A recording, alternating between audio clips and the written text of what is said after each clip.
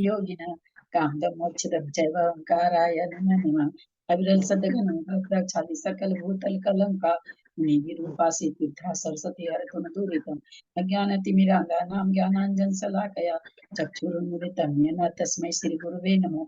श्री परम गुरुवे नमः। परम्पराचार गुरुभ्यो नमः। सकल कलुष विध्वसकं श्रीशां परिवर्धकं धर्म संबंधकं भविजीवमनः प्रतिबोधकारकं पुण्य प्रकाश पापनाशनिदं शास्त्रं श्री पद्म पुराण नामधेयम् अस्य मूल ग्रंथ करता है श्री सर्वज्ञ देवास्तोत्र ग्रंथ करता है श्री गंधर्व देवा प्रतिगंधर देवा तेषां वचन सार्थ मासाद्य श्रीमद रविसेनाचार्य न विरचितं इदं शास्त्रं श्रोतारः सावधानतया शृण्वन्तु। मंगलम भगवान वीरो मंगलम गौतमो गणि मंगलम कुंद कुंदादो जैन धर्मोस्तु मंगलम सर्वमंगल मांगल्यम सर्व कल्याणकारकम प्रधानम सर्वधर्मानां जैनम जयतु शासनम जैनम जयतु शासनम जैनम जयतु शासनम। सरस्वती नमस्तुभ्यं वरदे कामरूपिणी विद्यारंभं करिष्यामि सिद्धिर्भवतु मे सदा। वात्संग जिनवानी माता की जय। परम मांगलिक पदम पुराण ग्रंथराज की जय। आचार्य भगवान श्री रविसेन आचार्य की जय। पढ़ाई की विराजमान सभी आचार्य उपाध्याय सर्व साधु के चरणों में नमोस्तु नमोस्तु नमोस्तु। सभी आरिका माता जी के चरणों में बंदा में बंदा में बंदा चुलिका एलक के चरणों में इच्छा में इच्छा में इच्छा में सभी प्रतिमाधारी के चरणों में वंदना वंदना वंदना। रूप में विराजमान कुछ जनों का सादर चरण स्पर्श सभी से सादर जय। सिद्धम संपूर्ण भव्यार्थम सिद्धे कारणमुत्तमम् प्रशस्त दर्शन ज्ञान चारित्र प्रतिपादन सुरेंद्र मुक्ताश्लिष्ट पद पद्मांशुकेशरम प्रणमामि महावीरम लोक तृतीय मंगलम प्रणमामि महावीरम लोक तृतीय मंगलम प्रणमामि महावीरम लोक तृतीय मंगलम। बोलो महावीर भगवान की जय।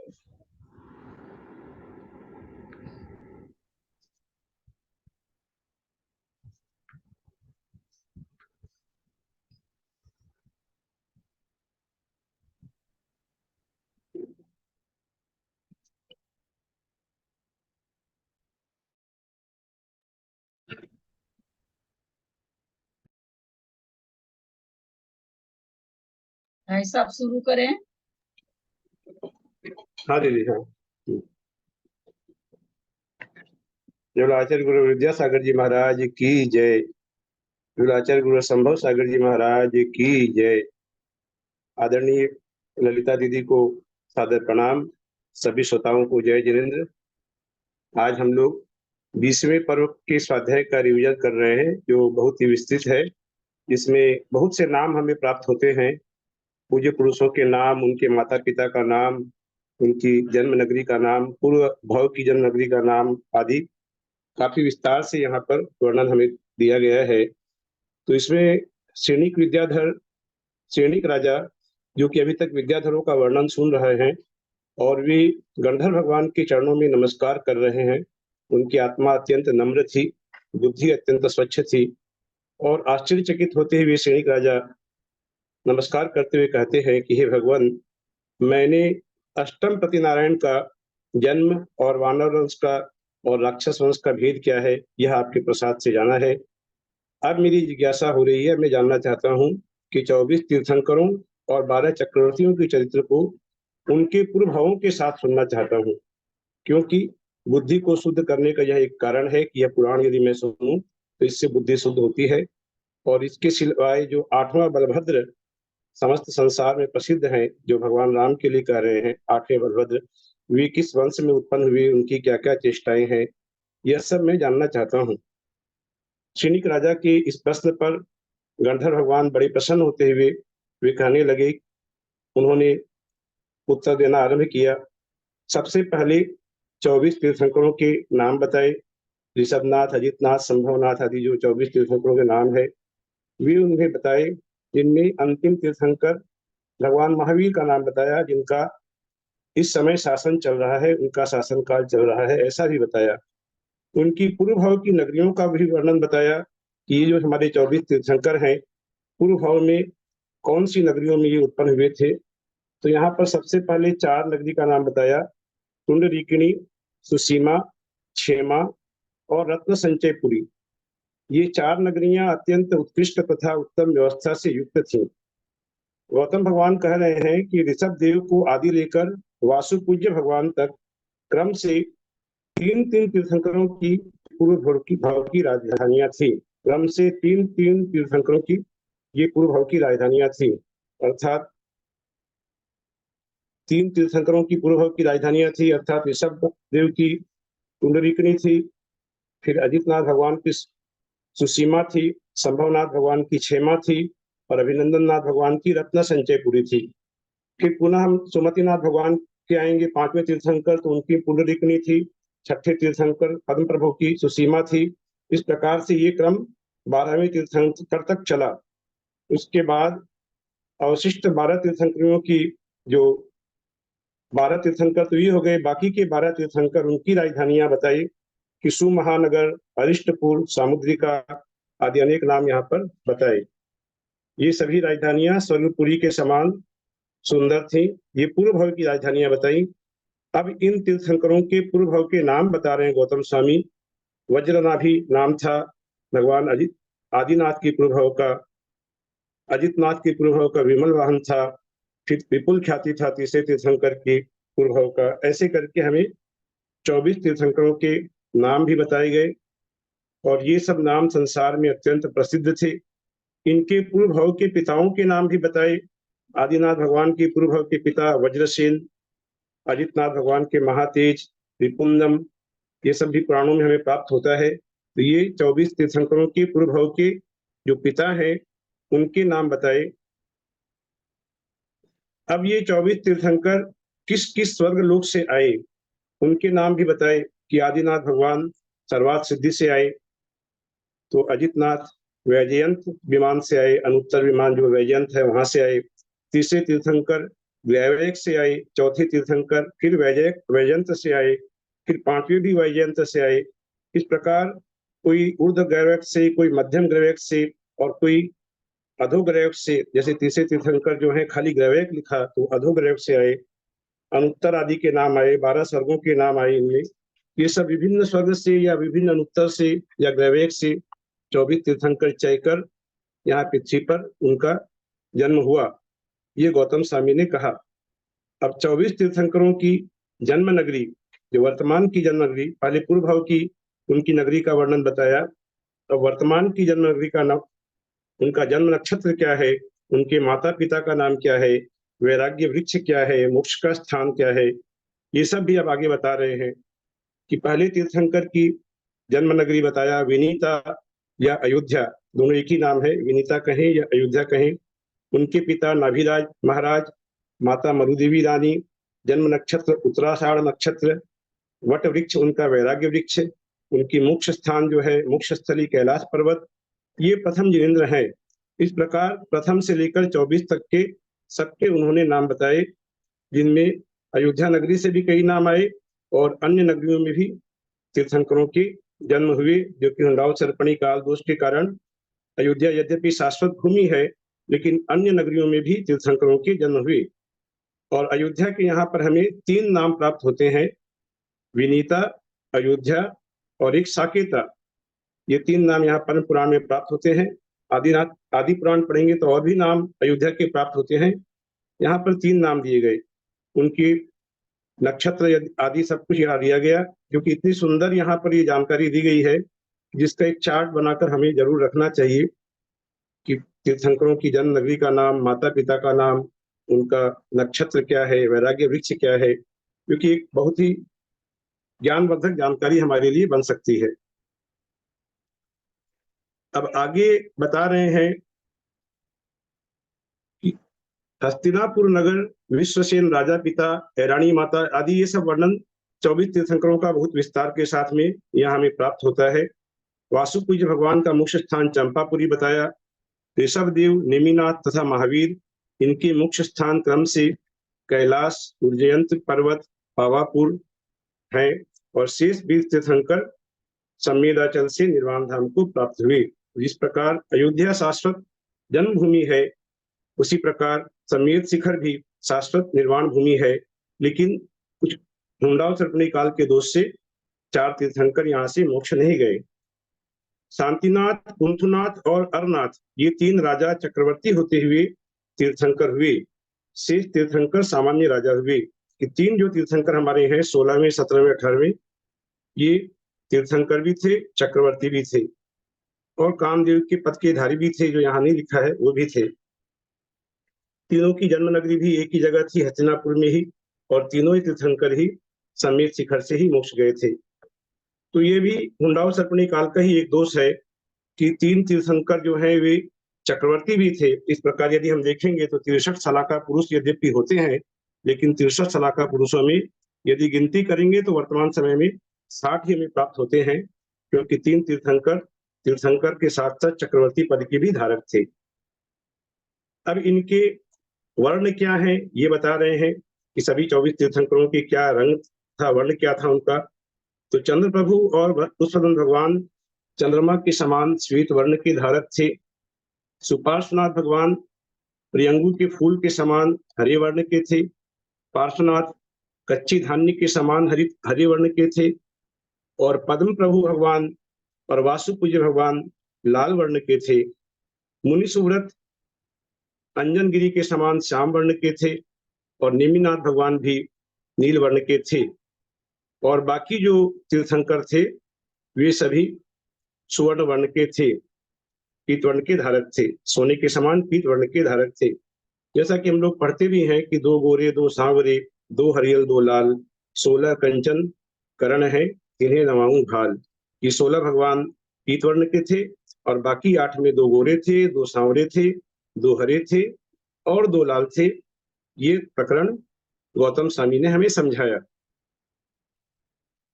आगे राजा सैनिक ने गौतम स्वामी से कहा कि हे गणनाथ, अब मुझे इन 24 तीर्थंकरों की आयु का प्रमाण जानने के लिए मन की पवित्रता का कारण जो परम तत्व है वह कहिए। उनकी आयु का प्रमाण जानना चाहा कि कौन से तीर्थंकर कितनी आयु के थे। यह प्रश्न पूछने पर गौतम स्वामी ने कहा कि हे सैनिक, कालनामा जो पदार्थ है वह संख्या के विषय को उल्लंघन कर स्थित है, अर्थात अनंत है। अनंत कालाणु बिखरे हुए हैं, इंद्रियों के द्वारा उनका प्रत्यक्ष नहीं हो सकता। अब ये कल्पना करके बता रहे हैं कि पल्य का प्रमाण बता रहे हैं गौतम स्वामी की पल्य कितना बड़ा होता है। पहले ये बताते हैं, तीर्थंकरों की आयु बताने के पहले पल्य का प्रमाण बता रहे हैं कि कल्पना करो कि 1 योजन प्रमाण आकाश सब ओर से दीवालों से घिरा हुआ है। 1 योजन प्रमाण आकाश अर्थात 1 योजन प्रमाण क्षेत्र जो है, जगह है, वह सब ओर से दीवालों से वेष्टित घिरा हुआ है और तत्काल उत्पन्न हुई भेड़ के बालों से के अग्रभाग से भरा हुआ है। जो भेड़ अभी तुरंत जन्म हुआ है उसके अग्रभाग से, इसका की बारीक से बारीक जो टुकड़ा है उससे वह भरा हुआ है और उसे ठोक ठोक कर बहुत ही कड़ा बना दिया गया है। इस 1 योजन लंबे चौड़े और गहरे गर्त को द्रव्य पल कहते हैं। 1 योजन लंबा है, 1 योजन चौड़ा है और 1 योजन ही गहरा है। 1 योजन अर्थात लगभग 12 किलोमीटर से कुछ ज्यादा होता है। तो ऐसा विशाल का एक जो गर्त है जिसके अंदर में तत्काल उत्पन्न हुई भेड़ के बालों के बारीक से बारीक जो टुकड़ा है उससे भरकर उसे ठोक ठोक कर कड़ा बना दिया गया है। ऐसा भी वर्णन पढ़ने को मिलता है कि इतना कड़ा बना दिया गया है जिसके ऊपर हाथी भी आराम से गुजर जाए। ऐसा वह जो है उसमें से अब जो रोम गर्त से हम लोगों ने भरा है तो 100 वर्ष के बाद यदि एक एक रोम निकाला जाए तो वह जितने समय में खाली हो जाए उतना समय एक पल्य कहलाता है। ऐसा गौतम स्वामी ने कहा। अभी हम लोग पल्य में पहुंचे, सागर में नहीं पहुंचे हैं। यह एक पल्य कहलाता है। अब 10 कोड़ा कुड़ी पल्यों का एक सागर होता है और 10 कोड़ा कुड़ी सागरों की एक अवसर्पिणी होती है। कि 10 कोड़ा कुड़ी जो अभी जो हमने पल्य का प्रमाण निकाला कि 100 वर्ष में एक एक रोम खंड निकाला जाए, वह जो पल्य का परिमाण हुआ वैसे 10 कोड़ा कुड़ी पल्य अर्थात 1 कोड़ा कुड़ी हुआ कितना, 100 लाख होता है। 1 कोड़ा कुड़ी 1 करोड़ इंटू 1 करोड़ अर्थात 100 लाख करोड़। 100 लाख करोड़ तो 10 कोड़ा कुड़ी को हम क्या ले सकते हैं दीदी, 10,000 करोड़, 10,000 लाख करोड़, 10,000 लाख करोड़ पल्य का एक सागर होता है। ये प्रमाण हमें पढ़ने को मिला। इतना विशाल होता है जो कि समय की सबसे विशाल इकाई है सागर और सबसे छोटी इकाई है काल की सबसे विशाल है सागर और काल की सबसे छोटी इकाई है समय। ये सागर का उन्होंने परिमाण बता दिया और साथ ही साथ ये भी कहा कि इस प्रकार का जो सागर है वैसे 10 कोड़ा कोड़ी सागर का एक अवसर्पिणी होती है और एक उत्सर्पिणी होती है। 10 कोड़ा कोड़ी सागर अर्थात 10 करोड़ गुना 10 करोड़ सागर की एक अवसर्पिणी काल अभी चल रहा है। तीसरा भेद यहाँ पर भेद बताया अवसर्पिणी का पहला भेद सुषमा सुषमा काल, दूसरा जो कि 4 कोड़ा कोड़ी सागर का है, दूसरा सुषमा काल जो कि 3 कोड़ा कोड़ी का है, तीसरा भेद सुषमा दुषमा जो कि 2 कोड़ा कोड़ी सागर का है और चौथा भेद जो दुषमा सुषमा कहलाता है वह 42,000 वर्ष कम 1 कोड़ा कोड़ी सागर प्रमाण है और पांचवा काल अभी चल रहा है 21,000 वर्ष का और छठा आगे 21,000 वर्ष का आएगा। इतना कहने के बाद अब वे तीर्थंकरों के अंतरकाल को अब बतला रहे हैं कि तीर्थंकरों का अंतरकाल क्यों है, क्योंकि सागर क्या होता है, सागर किसे कहते हैं, ये बताना भी जरूरी था तीर्थंकर का अंतरकाल कहने के पहले, क्योंकि सागर में ही अंतरकाल ज्यादा करके है। तो पहले सागर की व्याख्या बताई। अब बता रहे हैं कि ऋषभ देव के भगवान के बाद, उनके निर्वाण के बाद 50 लाख करोड़ सागर का अंतर बीतने पर दूसरे अजितनाथ तीर्थंकर हुए थे कि 50 लाख करोड़ सागर का अर्थात 100 लाख करोड़ सागर का एक चौथा काल होता है जो 1 कोड़ा कोड़ी सागर, वह है 100 लाख करोड़ सागर का, उसका आधा भाग जो बीत गया तब अजितनाथ भगवान उत्पन्न हुए थे। आधा चौथा काल बीतने के बाद भगवान अजितनाथ हुए। उनके निर्वाण के बाद 30 लाख करोड़ सागर का अंतर बीतने पर तीसरे संभवनाथ भगवान हुए थे। ये जो अंतराल बता रहे हैं तीर्थंकरों की आयु भी इसी अंतराल में सम्मिलित माननी चाहिए। तो ये बहुत बड़ा अच्छा इन्होंने वर्णन बताया जिसके द्वारा हमें चौथे काल का पूरा कैलकुलेशन मिल जाता है कि चौथा काल जो कि 100 लाख करोड़ सागर का है उसमें 50 लाख करोड़ सागर चले गए भगवान आदिनाथ के बाद, बच गए 50 लाख, उसके अंदर में 30 लाख चले गए तब फिर 10 लाख करोड़ के बाद अभिनंदनाथ हुए। इस प्रकार से 90 लाख करोड़ सागर बीतने के बाद जब 10 लाख करोड़ बचे तब 9 लाख करोड़ सागर बीतने के बाद पांचवें सुमतिनाथ हुए। अब 1 लाख करोड़ सागर सिर्फ बच गया, उसमें से 90,000 करोड़ सागर बीतने पर छठे भगवान हुए। अब 10,000 करोड़ सागर जो बच गया उसमें 9,000 करोड़ सागर बीतने पर सातवें भगवान हुए। उसमें से फिर अब 1,000 करोड़ सागर बच गए, उसमें 900 करोड़ सागर बीतने पर आठवें हुए। फिर 100 करोड़ सागर जो बच गए उसमें 90 करोड़ सागर बीतने पर नौवें भगवान हुए। फिर 10 करोड़ सागर बच गए, उसमें 9 करोड़ सागर बीतने पर 10वें भगवान हुए। अब 100 सागर कम 1 करोड़, अब 1 करोड़ सागर जो बच गए उस 1 करोड़ में 100 सागर कम बीतने पर 11वें तीर्थंकर उत्पन्न हुए। उसके बाद 54 सागर बीतने पर 12वें वासुपूज्य स्वामी हुए। उनके बाद 30 सागर बीतने पर 13वें विमलनाथ हुए और 9 सागर बीतने पर 14वें तीर्थंकर हुए। उनके 4 सागर बीतने पर 15वें तीर्थंकर हुए। उसके बाद 3 सागर फिर बचते हैं, उन 3 सागर में से पौन पल्य सागर कम, 3 सागर से पौन पल्य कम बीतने पर 16वें तीर्थंकर शांतिनाथ हुए। अब बच गया आगे में पौन पल्य सागर बच गया चौथे काल के लिए। उस पौन पल्य में भी आधा पल्य बीतने पर 17वें तीर्थंकर हुए। अब चौथाई सागर बच गया है सिर्फ, जिसे कहते हैं पाव सागर, तो उसमें लिखा है उनके बाद 1000 वर्ष कम पाव पल्य बीतने पर, यहाँ टाइप मिस्टेक है, 1000 वर्ष नहीं होगा, 1000 करोड़ वर्ष होगा यहाँ पर।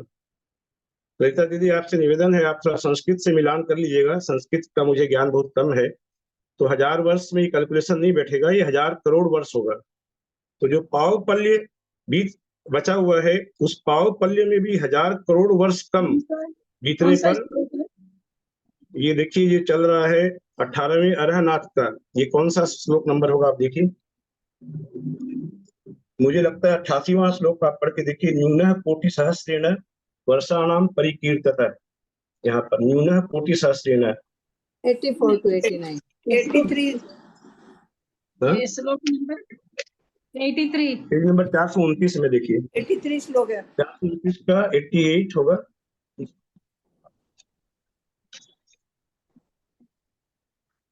देखती हूँ।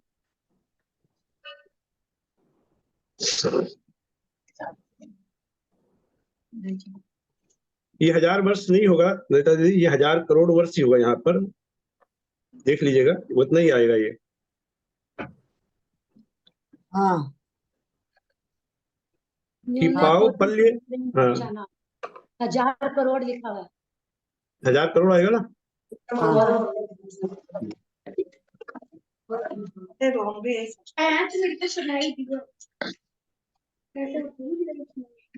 अभी समय कम है, आगे का बहुत ज्यादा वर्णन भी करना है, तो इसको आप देख लीजिएगा।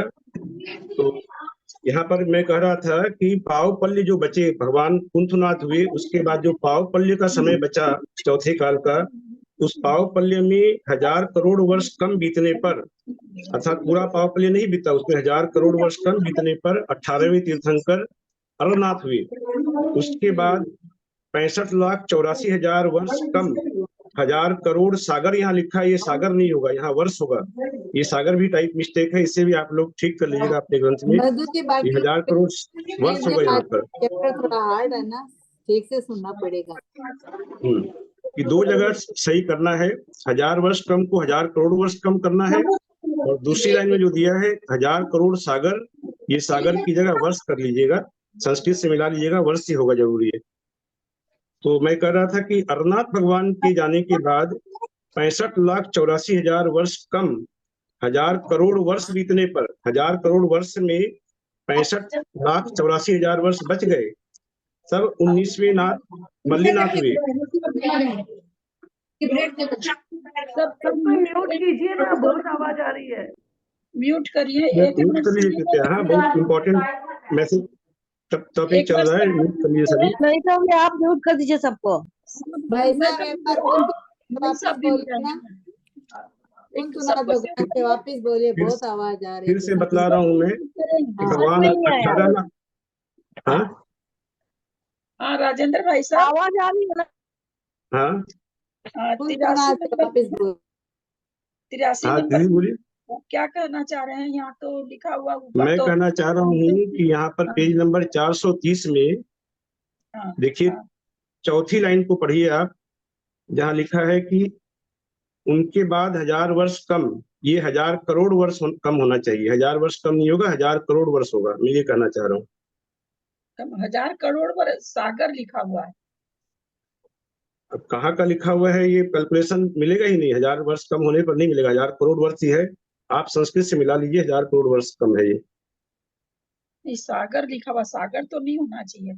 वही मल्लीनाथ भगवान हुए, वही कह रहे हैं ना। हाँ, और मल्लीनाथ भगवान के जो सागर लिखा हुआ है वो सागर नहीं होगा, वो वर्ष होगा, वो 1000 करोड़ वर्ष होगा वहां पर, वर्ष होगा वो।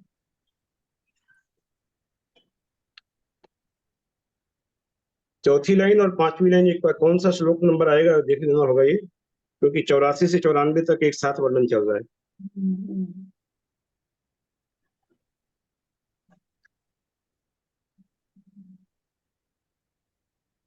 सागर का कैलकुलेशन अपना पूरा हो चुका है दीदी, ऊपर हो गया है, तो सागर अब नहीं बचा है, यहाँ वर्ष ही होगा ये। वर्ष होगा, वर्ष होगा, वर्ष ही होगा यहाँ पर। हाँ, वर्ष लिखा हुआ संस्कृत में, कोटि सहस्त्र संस्कृत में वर्ष ही है ना। हाँ वर्ष। हाँ जी, तो ये वर्ष करना है इसे। तो 65,84,000 वर्ष कम 1000 करोड़ सागर बीतने पर 19वें मल्लीनाथ भगवान हुए। अब अपने हाथ में बचे कितने, 65,84,000 वर्ष बच गए चौथे काल के। उनके बाद 54 लाख वर्ष बीतने पर 20वें मुनीश्वरनाथ भगवान हुए। कितने, 65,84,000 जो कम थे उसमें 54 लाख वर्ष चले गए, तो बचे कितने, 11,84,000 वर्ष बीत गए, बच गए।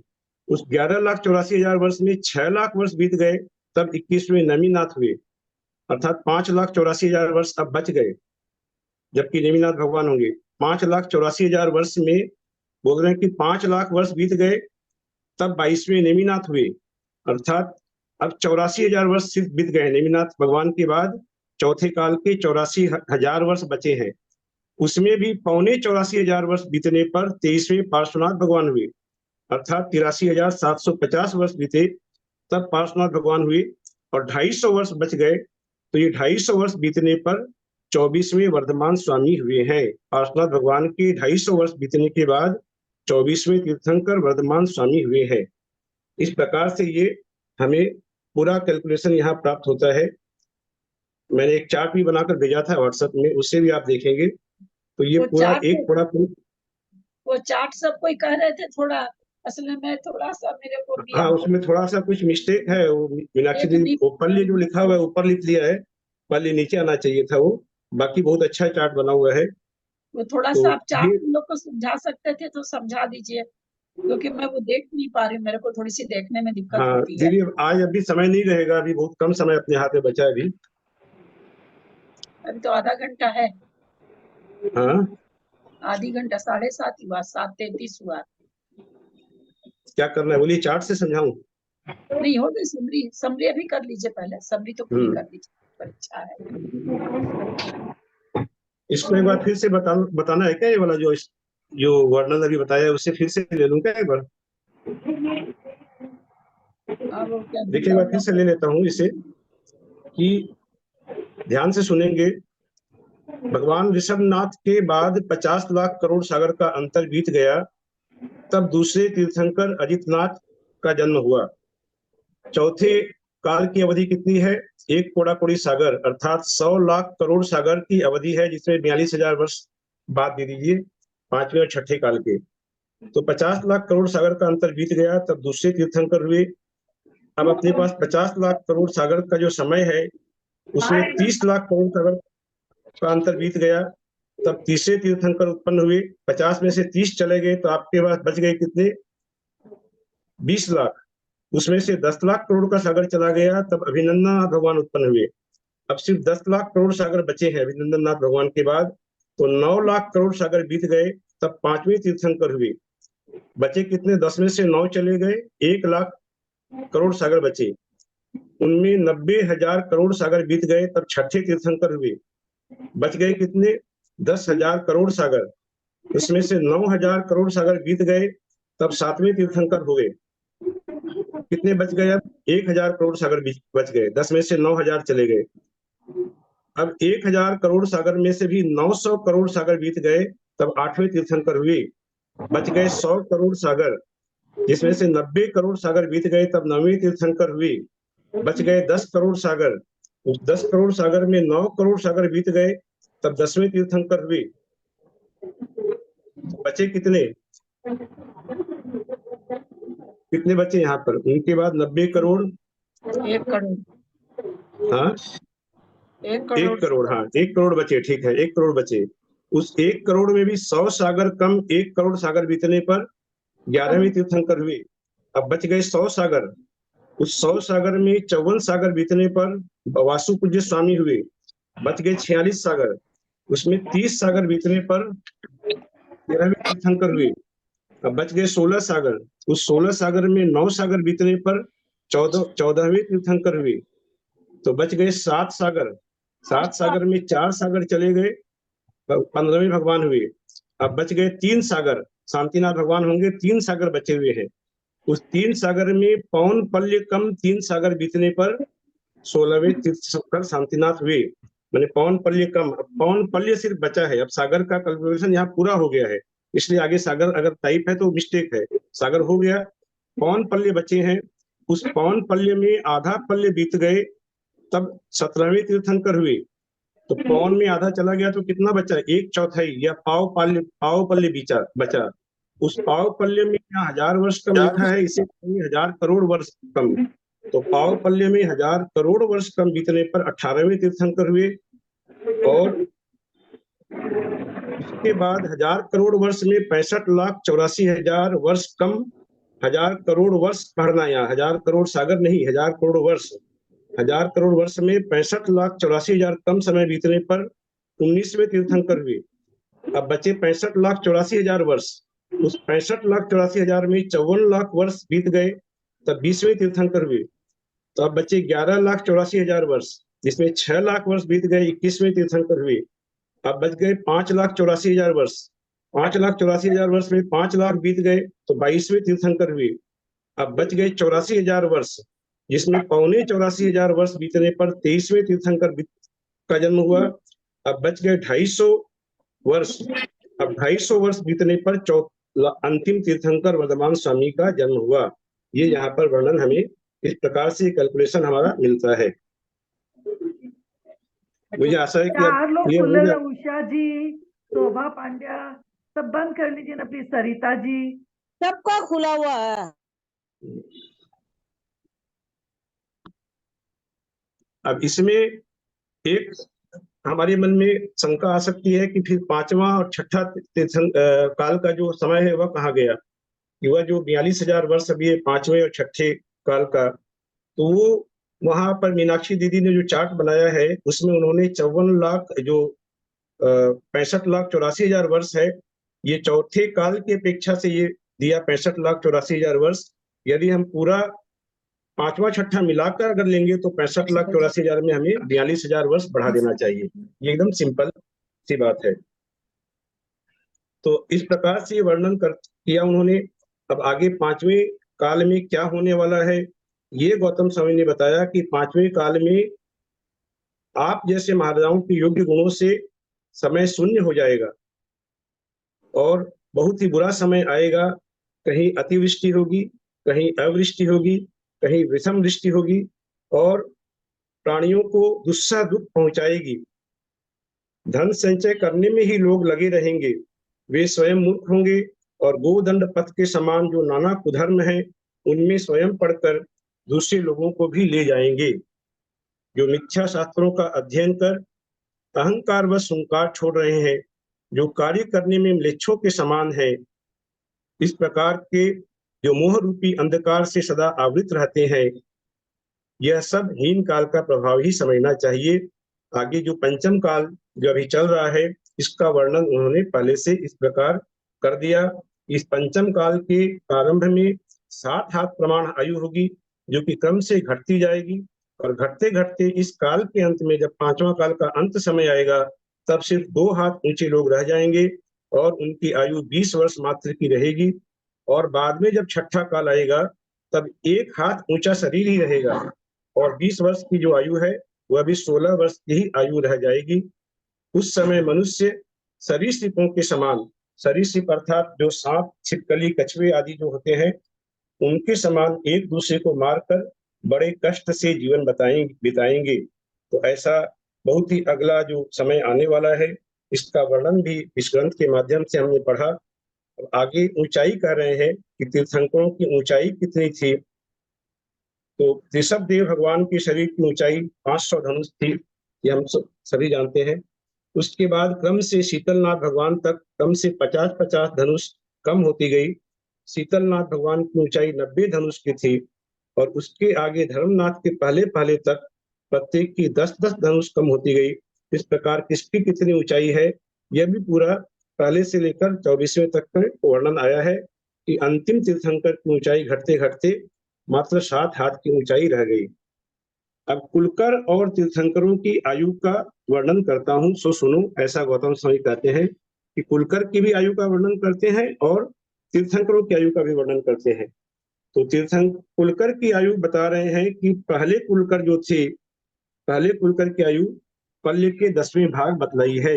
अभी जो पल्य का वर्णन हम लोगों ने पढ़ा कि जो ऐसा एक योजन लंबा चौड़ा और गहरा गड्ढा जिसके अंदर में रोम खंड भरे जाए और 100 वर्ष के बाद एक एक रोम निकाला जाए और जितने वर्ष में वह गड्ढा खाली होता है वह पल्य है। उस पल्य के 10वें भाग की आयु थी पहले कुलकर की और 14वें कुलकर की आयु बताई पल्ले का 10वां भाग कितना होगा? हाँ नहीं, इन लोग से पूछ रहे हैं पल्ले का 10वां भाग कितना होगा?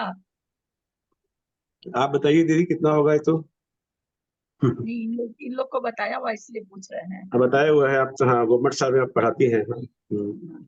बेटा 10 क्या कोड़ा एक कोड़ी मिनट? सागर, हाँ 10 कोड़ा कोड़ी सागर, 10 कोड़ा सागर पे कोड़ी, चलो, 10 कोड़ा कोड़ी।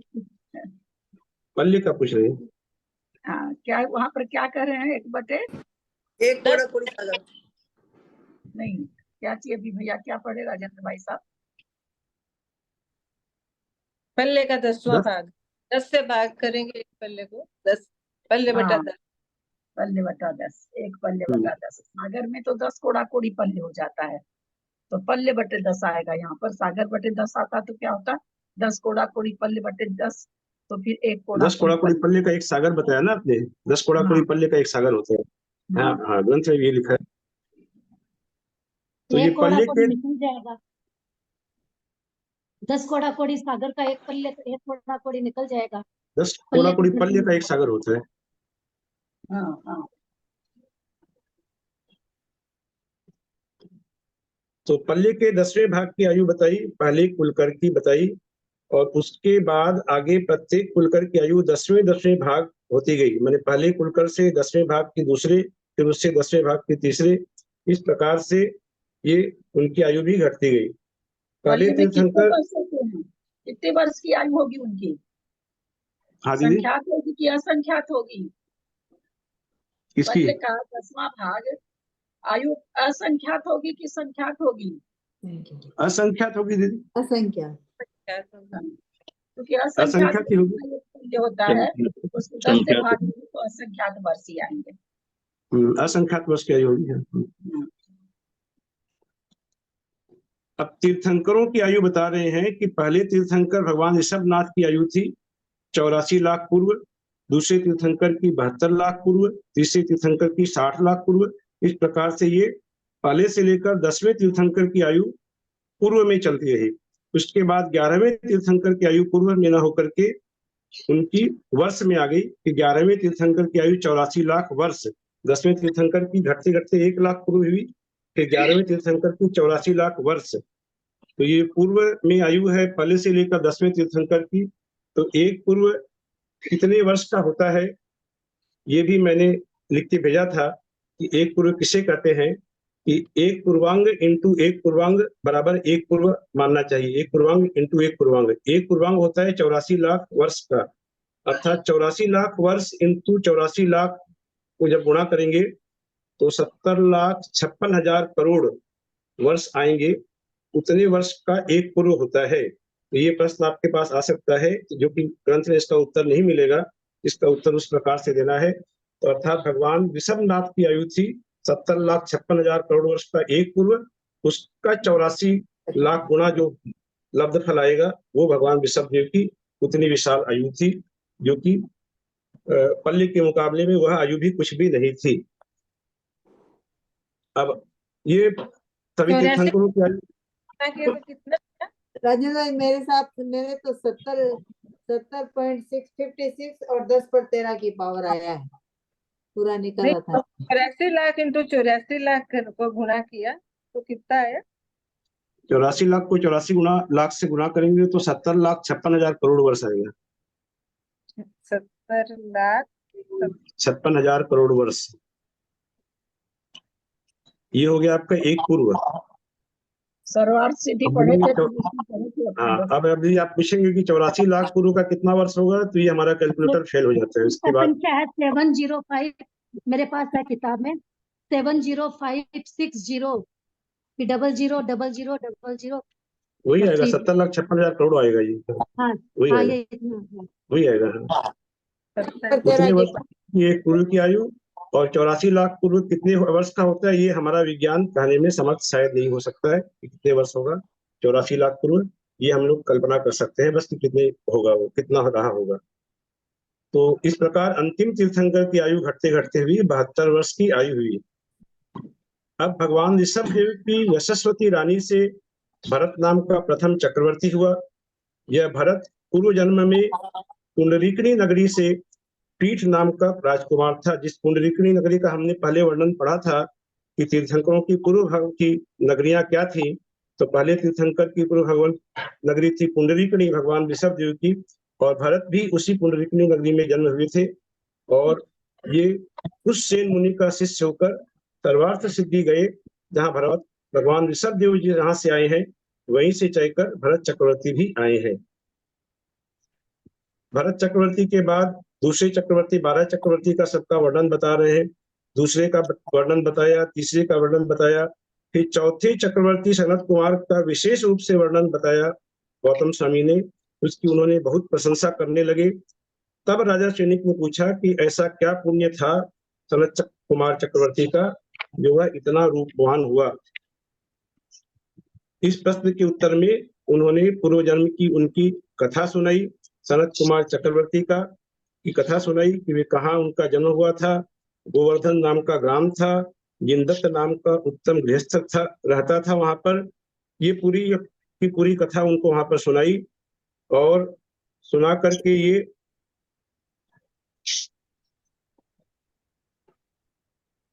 स्वर्ग में गया और वहां से चय करके जब आया तो धर्मरुचि नाम का राजा हुआ। और ये धर्मरुचि राजा जो था वह 5 महाव्रतों का, 5 समितियों का और 3 गुप्तियों का धारक हो गया और अंत में आयु समाप्त कर महेंद्र स्वर्ग में उत्पन्न हुआ और वहां काफी भोगों को प्राप्त कर ये सनत कुमार नाम का चतुर्थ चक्रवर्ती हुआ। ऐसी कथा उन्होंने सुनाई जो कि थोड़े समय के अभाव के कारण हम पूरी नहीं ले पा रहे हैं। तो सनत कुमार चक्रवर्ती की कथा थी। तो सौधर्म इंद्र ने अपनी सभा में एक बार सनत कुमार चक्रवर्ती के रूप की बहुत प्रशंसा की थी। तो उसको परीक्षा करने के लिए कुछ कौतूहलवश कुछ देव वहां पर आए और जहां सनत कुमार चक्रवर्ती अपनी व्यायामशाला में व्यायाम कर रहे थे, उनका धूल भूषित शरीर था। ऐसे शरीर को देख करके गदगद होकर के उन देवों ने प्रशंसा की कि इंद्र ने आपकी जो रूप की प्रशंसा की है वह बहुत ठीक ही है, ऐसा ही हमें देखने को मिला है। तब वहां सनत कुमार चक्रवर्ती ने गर्व से कहा कि आप मेरा और भी सुंदर रूप देखना चाहते हैं तो मेरी राजसभा में पधारें।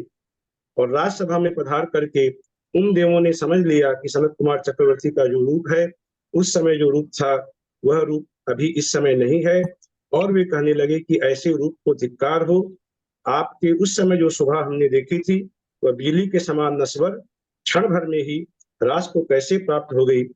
ऐसा कथन सुनकर, देवों के द्वारा कथन सुनकर सनत कुमार चक्रवर्ती का राग छूट गया और मुनि दीक्षा लेकर उन्होंने कठिन तप किया और उस तप के प्रभाव से वे चक्रवर्ती सनत कुमार स्वर्ग में देव के रूप में उत्पन्न हुए। उनका मोक्ष नहीं हुआ, वे देव हुए। ऐसे 5वें, 6ठे, 7वें आदि तीर्थंकरों का यहाँ पर वर्णन आया है। 12वें तीर्थंकर तक का सबका उन्होंने अलग अलग वर्णन कहकर सुनाया। 12वें जो तीर्थ चक्रवर्ती था उसका नाम काशी नगरी में संभूत नाम का राजा हुआ था, उसकी भी वहां पर कथा सुनाई गई।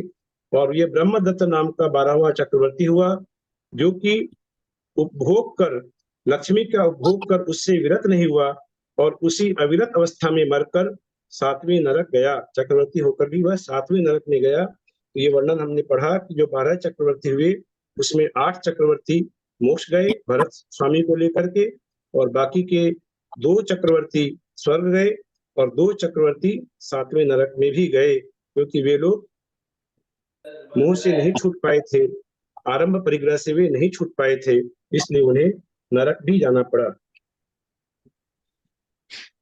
इस प्रकार का वर्णन करते हुए गौतम स्वामी कहते हैं कि जो दरिद्रता रूपी कीचड़ में निमग्न हो, सर्दी, गर्मी तथा हवा की बाधा से युक्त खोटे घरों में रहते हैं, वह पाप रूपी वृक्ष का फल है। और जिन पर चमर ढूल रहे हैं, ऐसे राजा महाराजा जो विंध्याचल शिखर के समान ऊंचे ऊंचे हाथियों पर बैठकर गमन करते हैं, वह पुण्य रूपी शाली का अर्थात धाम का फल है। जो पुरुष मलिन वस्त्र पहनकर फटे हुए पैरों से पैदल ही भ्रमण करते हैं, वह पाप रूपी वृक्ष का फल है। और जो उत्तम भव्य जीव इंद्र पद, चक्रवर्ती का पद तथा सामान्य राजा का पद प्राप्त करते हैं, वह अहिंसा रूपी लता का फल है। अर्थात पाप पुण्य का फल ही सभी मनुष्य अपना अपना भोगते हैं।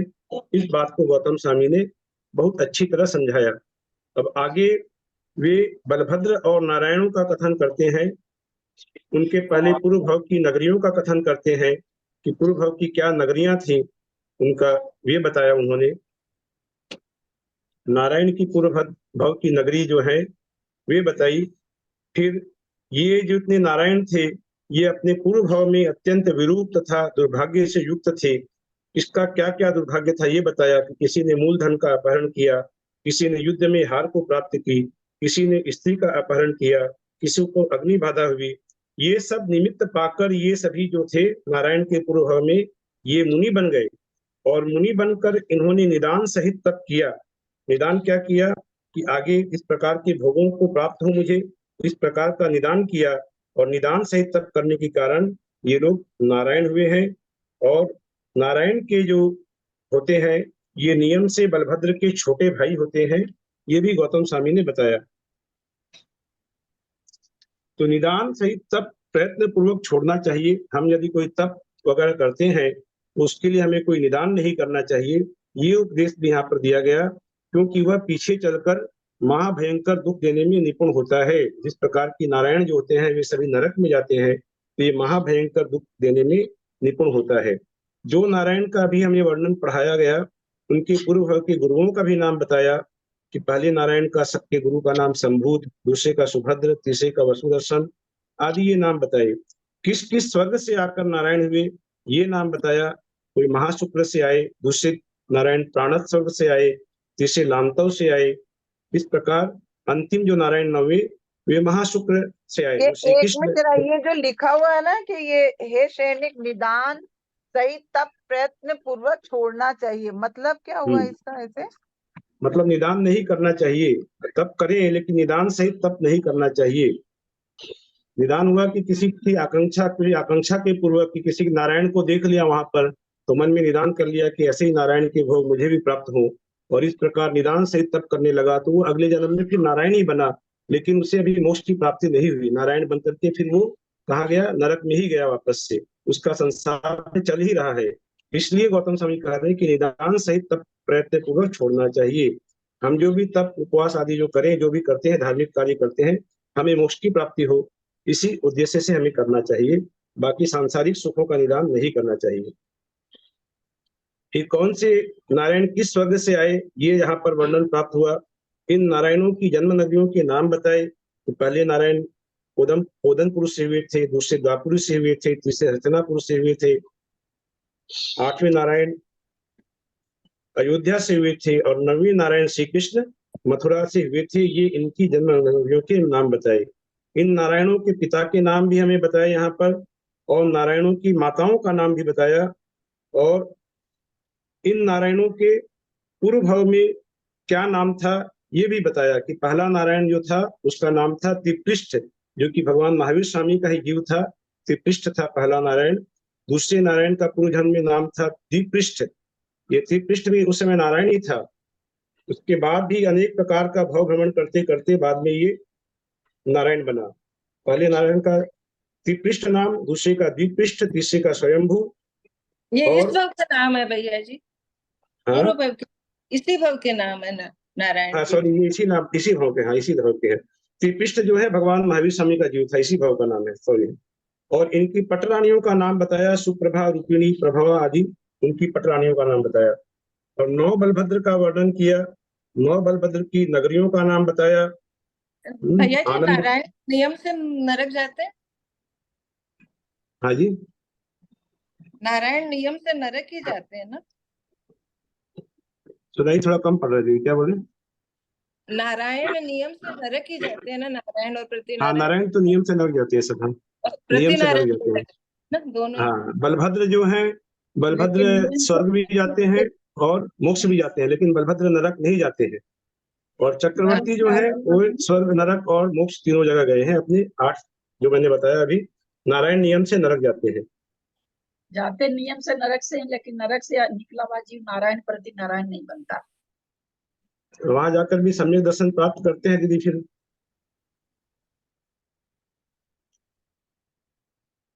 ये अपने को लक्ष्मण को सीता का जीव गया था उपदेश देने के लिए, तो वहां पर लक्ष्मण और पति नारायण रावण दोनों ने सम्यक दर्शन प्राप्त किया था वहां नरक में। तीसरे नरक में थे ये लोग दोनों। ये सब वर्णन भी हमें मिलेगा पढ़ने को आगे पद्म पुराण में। तो इनकी नगरियों के नाम बताए। अब बलभद्र के पूर्व जन्म के नाम बताए। बलभद्र किस स्वर्ग से आए ये सब नाम बताए उन्होंने। गौतम स्वामी ने हमें छठे और सातवें नरक, सातवें नारायण तथा बलभद्र अरनाथ स्वामी के बाद हुए, ये बताया कि छठे और सातवें नारायण तथा बलभद्र अरनाथ स्वामी के बाद हुए। और लक्ष्मण नाम के 8वें नारायण और रामचंद्र जी जो 8वें बलभद्र थे, वे मुनि सुव्रतनाथ और नमीनाथ के बीच में हुए। और 9वें बलभद्र के जो श्री कृष्ण नाम के 9वें नारायण तथा बल नाम के 9वें बलभद्र नेमिनाथ भगवान के काल में हुए। बलभद्रों के नाम आगे बताया उन्होंने। और नारायणों के जो प्रतिद्वंदी होते हैं, 9 प्रति नारायण होते हैं, ये भी नियम से रखे जाते हैं।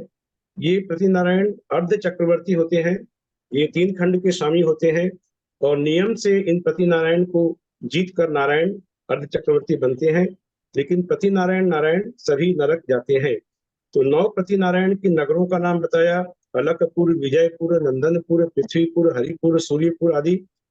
और उन प्रति नारायणों के नाम बताया कि पहले प्रति नारायण का नाम अश्वग्रीव, दूसरे का तारक, तीसरे का मेरक, चौथे का मधुकैटभ, 5वें का निशुंभ। इस प्रकार से 8वें प्रति नारायण जो अभी वर्णन चल रहा है दशानन, और 9वां प्रति नारायण आगे जो होंगे भगवान नेमिनाथ के समय वे जरासंध। ये 9 प्रति नारायणों के नाम बताए और उन 9 बलभद्र के गुरुओं के नाम भी बताए। 9 बलभद्रों में से 8 बलभद्र तो बलभद्र का वैभव प्राप्त कर मोक्ष गए और 1 बलभद्र स्वर्ग गए।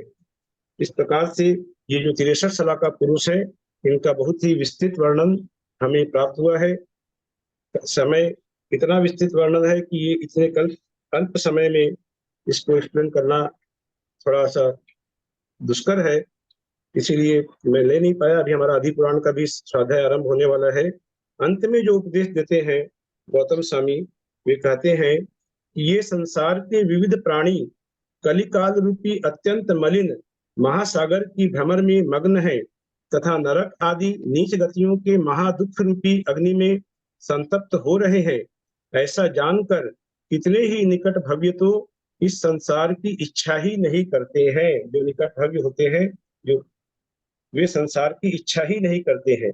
और कुछ लोग पुण्य का परिचय करना चाहते हैं और कुछ लोग सूर्य के समान मोह का अवसान कर निर्मल केवल ज्ञान को प्राप्त होते हैं।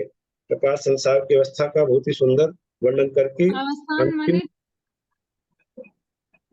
अवसान, अवसान माने आवाज नहीं आ रही है। सूर्य के समान मोह का अवसान कर, अवसान कर माने अवसान, मोह का नाश कर। ठीक, कौन सा श्लोक में? लास्ट वाला श्लोक। राजेंद्र जी लास्ट वाली लाइन बोल रहे हैं, कुछ लोग सूर्य के समान मोह का अवसान कर, इसका अर्थ पूछ रहे हैं। क्या लोगे तुम लोग अभी? सूर्य के समान मोह का अवसान कर निर्मल केवल ज्ञान को प्राप्त होते हैं। कुछ लोग सूर्य के समान, यहाँ पर सूर्य की उपमा मोह से दी गई है कि सूर्य के समान मोह का अवसान कर। सूर्य का भी अवसान होता है, सूर्य का अस्त होता है, सूर्य बराबर तो नहीं उदयमान रहता है, उसका भी अस्त होता है।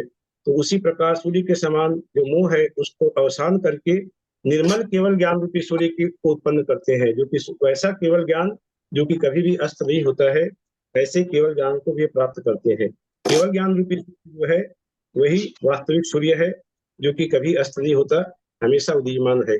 ऐसे केवल ज्ञान को भी प्राप्त करते हैं। बहुत अच्छा भाई साहब। बोलो आदिनाथ भगवान की जय, बोलो महावीर स्वामी की जय। जय जिनेंद्र, हम तुरंत निकल जाएंगे, आपकी दूसरी क्लास चालू हो गई है। बहुत अच्छा है। धन्यवाद भाई साहब, आपको बहुत बहुत। बहुत ही सुंदर वर्णन। बहुत बड़ा वर्णन है दीदी, ये वर्णन पूरा पढ़ने के लिए काफी समय चाहिए। बड़ा वर्णन है, ठीक बात है, बहुत बड़ा वर्णन। 2 दिन होनी चाहिए इसकी समरी। बहुत बड़ा, लंबा। लेकिन काफी कुछ जो भी भूल त्रुटि रही है समझने में, समझाने में, उसके लिए क्षमा कीजिएगा। ये बहुत अच्छे समझाया आपने तो। कोई चीज से नहीं, खूब बढ़िया बता रहे हैं, इतनी बढ़िया समझ। मैं तो करती नहीं, मेरे से इतना बोला नहीं जाता है, ये लोग करते हैं तो इतनी बढ़िया थोड़ी कर पाते जितनी बढ़िया आप कर रहे हैं। बहुत बहुत धन्यवाद दीदी आपका। बहुत बढ़िया। मेरे को काय का धन्यवाद। आपका बहुत बहुत धन्यवाद। आपका बहुत बहुत धन्यवाद भाई साहब। नहीं, आपने दीदी हमें का मौका धन्यवाद। दिया। दीदी का तो धन्यवाद एनी टाइम है, आपका बहुत बहुत धन्यवाद। आपके पेपर के लिए भी बहुत बहुत धन्यवाद, जिससे हम लोग की बात सुना बार बार हो जाती है। रोज आप बहुत परीक्षा मेहनत से बहुत लाभ हो रहा है, सबका दोबारा पढ़ना हो जाता है परीक्षा के कारण। हाँ, बस यही लाभ है, प्रश्न का पेपर का परीक्षा देगा तो यही लाभ है कि दीदी बाबा कहाँ है? दोबारा पेपर देते समय वापस खोलते हैं, दोबारा होता है।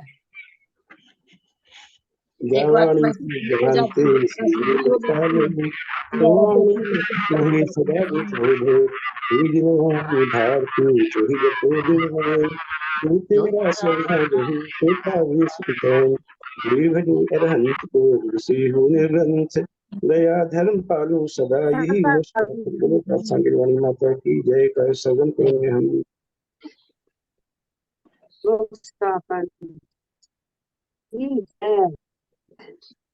बोलो कुछ बोलो।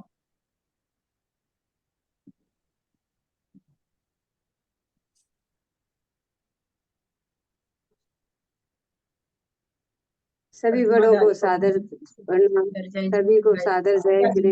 सभी बड़ों को प्रणाम करते जय भाई साहब को धन्यवाद, सभी को प्रणाम, ललिता जी को जय जी।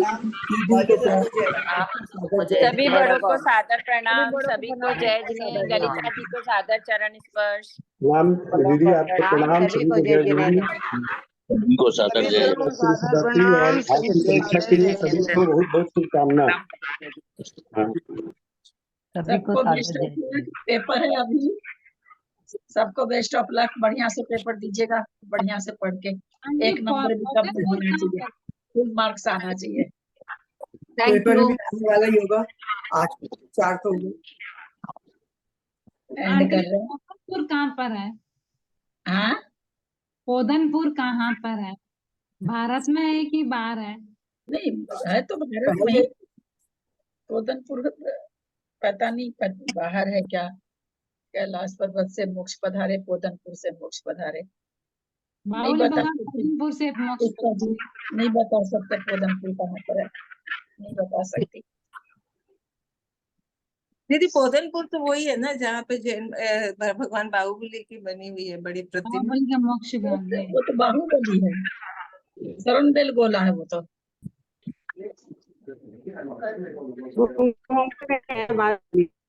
पोधनपुर का तो इनको राज्य दिए थे ना, बाहुबली जी को पोधनपुर का राज्य दिए थे।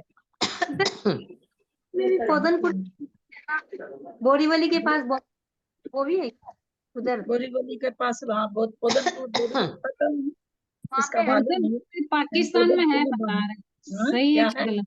पाकिस्तान पोधनपुर पाकिस्तान में है बता रहे, सही है कि पोधनपुर रहता है तो बाहुबली जी का फिर वहाँ बहुत कुछ रहता है, क्योंकि बाहुबली जी को पोधनपुर का ही राज्य दिए थे ना ऋषभनाथ, वो तो पोधनपुर के राजा थे। अगर वही पोधनपुर था, पता नहीं कहाँ है, कौन सा है, मालूम नहीं। भाई पाकिस्तान है बता रहे। चलिए एंड करते हैं, सबको बेस्ट ऑफ लक एक बार फिर से, सब फुल मार्क्स लाइएगा। ये तो समझ में नहीं आया, अंतराल आधा समझ में आया। आज की तो उसमें क्या हो, क्या बोले? तो आया ना, इतना कम, इतना कम, इतना पूर्व, इतना ये सब आया ना। कम ही समझ में आया। हाँ, थोड़ा सा कठिन है, तो इतना जल्दी नहीं समझ में आने का। एक ही काल में इससे भगवान जन्म हुए, एक ही चौथा काल में। हाँ, एक ही चौथा काल में, हाँ, सबका जन्म चौथा काल में। तीसरे काल में आदिनाथ भगवान मोक्ष भी चले गए थे, हुंडा और सर्पनी के दोष से। तीसरे काल में जन्म भी हुआ, तीसरे काल में मोक्ष भी गए वो। ये हुंडा और सर्पनी काल के दोष से हुआ। वैसे हमेशा चौथा काल में सब जन्म भी लेते हैं, चौथे काल में मोक्ष भी जाते हैं। उस हिसाब से दीदी आधा चौथा काल तो वैसे ही निकल गया, बताया ना इन्होंने कि आधे उसके बाद फिर उनका बहुत बड़ा शासन था ना उन लोग का, शासन व्यवस्था बहुत लंबी चौड़ी रही ना, बहुत लंबे लंबे समय तक। जब इतना बड़ा काल, कितना बड़ा काल, कोड़ा कोड़ी सागर का काल में 42,000 वर्ष मात्र कम। इतना बड़े काल में मात्र 250 वर्ष जब रहा है, तब क्या नाम है सब पार्श्वनाथ भगवान हुए हैं। और आज ये तो महावीर भगवान तो एक चौथा काल एकदम खत्म हो रहा, तब मोक्ष गए हैं। 15 दिन बाकी रहा कि क्या कुछ ऐसे, मुझे याद नहीं रहता पूरा ये। 3 साल 8 महीना 15 दिन, हाँ, इतना बाकी रहा तब मोक्ष गए हैं। उसी समय खत्म हो गया। टोटल 72 साल की तो उनकी उम्र थी थोड़ी। चलिए एंड कर रहे हैं सब।